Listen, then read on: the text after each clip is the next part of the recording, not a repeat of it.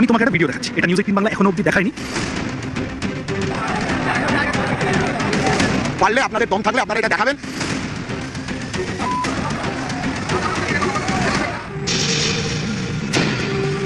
ধর্মতলায় যেটা হয়েছে, মানে আমাদের সহকর্মীদের উপর আক্রমণ, সেই আক্রমণ নিয়ে অনেক চর্চা হয়েছে এবং সেই চর্চার মাঝে বামপন্থী ছাত্র সংগঠনগুলোর পক্ষ থেকে, এসএফআই এর পক্ষ থেকে, সিপিএম এর পক্ষ থেকে অনেকেই একটা ভিডিও শেয়ার করছেন বা একটা ভিডিওর কথা বলছেন এবং চ্যালেঞ্জ করছেন যে বড় বা সংবাদ মাধ্যমের নাকি সেই ভিডিও দেখানোর সাহস নেই।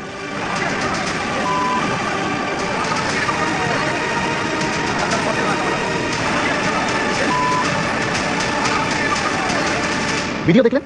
এবার মধুজা সেন রয়, বাম নেত্রী, আপনারা প্রত্যেকেই চেনেন, তিনি 25 তারিখেই একখানা পোস্ট করলেন, যে পোস্টটা চোখে পড়লো এবং সংবাদ মাধ্যমকে কটাক্ষ করলেন। কি লিখেছিলেন একটু পড়া যাক। তিনি লিখেছিলেন, মধুজা সেন রয়, তিনি লিখেছিলেন, আজ এসএফআই সহ বাম ছাত্র আন্দোলনের নেতারা প্রেস কনফারেন্স করে এই ভিডিও দেখানোর আগে আপনি কোনো মিডিয়াতে এই ভিডিও দেখেছেন? আমি দেখিনি, ভুল হলে বলে দেবেন। এখন প্রশ্ন ছিল, কভার করতে আসা সাংবাদিক বন্ধুরা সত্যি কি এই দৃশ্যটি দেখেননি, নাকি তারা দৃশ্যটি দেখে নিজেদের হাউসকে পাঠিয়েছিলেন কিন্তু হাউস এই দৃশ্যটি সম্প্রচার করেনি?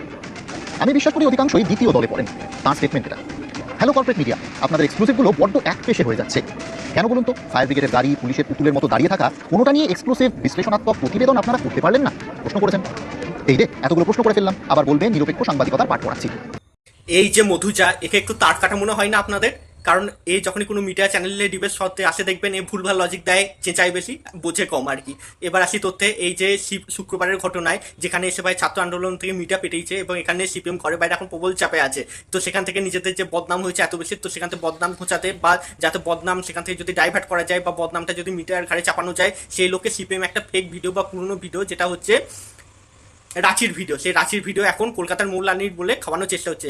এই সিপিএম এর যারা পার্টির হোল টাইমার আছে, তারা পার্টির হোল টাইমার এখন বলেছে, তো পার্টির যারা সিভিক কর্মী আছে তারাও এখন সোশ্যাল মিডিয়ায় একের পর এক শেয়ার করছে, পোস্ট করছে যে দেখো বিজেপির কর্মীরা এখানে মিছিলে ঢুকে পাথর মেরেছে, এবং সেটা মিডিয়া কিন্তু দেখায়নি, কারণ এখান থেকে মিডিয়ার একটি নিরপেক্ষতা নিয়ে প্রশ্ন তোলা হচ্ছে এবং মিডিয়াকে বদনাম করার চেষ্টা চলছে, যাতে তাদের বদনামটাকে ডাইভার্ট করা যায়।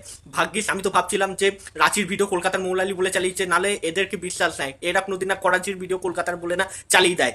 এবার সিপিএম কি জানতো না যে এটা কোথাকার ভিডিও অরিজিনাল? হয়তো অবশ্যই জানতো, কারণ আজকালকার দিনে জানার, কেউ যদি নাও জানে, জানার খুব সহজ উপায়, যে কোনো ভিডিও স্ক্রিনশট নিয়ে সেটা যদি গুগল ইমেজে সার্চ করা হয়, সেখানে পুরো কিন্তু সেই ঘটনাটার, মানে যে ঘটনাটার ছবি আর কি, তার পুরো ডিটেলস কিন্তু গুগলে দিয়ে দেওয়া হয় বা দিয়ে দেওয়া হয়, সেটা দেখেই কিন্তু ফ্যাক্ট চেক করাই যায় এবং আরও অত কিছুও করতে হবে না। আপনারা সিম্পল যে দেখুন, এই যে ছবিটা ভিডিওটা দেখা যাচ্ছে, এখানে যে পুলিশগুলো দাঁড়িয়ে আছে, তারা খাকি উদ্দির ড্রেস পরা পুলিশ দাঁড়িয়ে আছে। মানে এটা কি সিপিএম এতটাই মানে গন্ডমূর্খ যে তারা জানে না যে মৌলালিটা কলকাতার পুলিশের মধ্যে পড়ছে, আর সেখানে কলকাতা পুলিশ থাকবে, আর কলকাতা পুলিশের উদ্দির রং হচ্ছে সাদা, কিন্তু এখানে দেখা যাচ্ছে সব খাকি উদ্দির পরা পুলিশ দাঁড়িয়ে আছে। মানে সিপিএম হয়তো জানতো, জেনে বুঝে প্ল্যান মাফিক এটা করেছে যাতে মিডিয়াকে বদনাম করানো যায়।